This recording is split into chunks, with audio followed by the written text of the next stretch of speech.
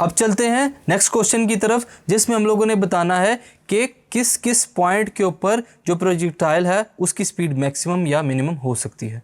Minimum speed की बात करते हैं। जो स्पीड ऑफ प्रोजेक्टाइल है स्टूडेंट्स वो मिनिमम होगी at the highest point during the flight. ये क्यों होता है स्टूडेंट्स कि जो वर्टिकल कंपोनेंट होता है वेलोसिटी का वो इक्वल टू 0 हो जाता है ड्यूरिंग द फ्लाइट। तो ये है स्टूडेंट्स हमारे पास मिनिमम स्पीड को अप्रोच करने का तरीका during the time of flight.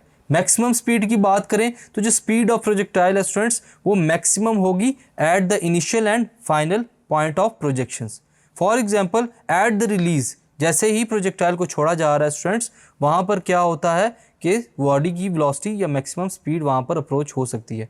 और लास्टली जब वो बॉडी जो है स्टूडेंट्स प्रोजेक्टाइल जो है वो ग्राउंड को टच करने वाला होता है तो वहाँ पर उसकी स्पीड जो है वो मैक्सिमम हो सकती है। सो स्टूडेंट्स इस क्वेश्चन में हम लोगों ने देखा कि जो प्रोजेक्टाइल है वो किस किस पॉइंट के ऊपर अपनी स्पीड को मैक्सिमम या मिनिमम रख सकता है। Thank you.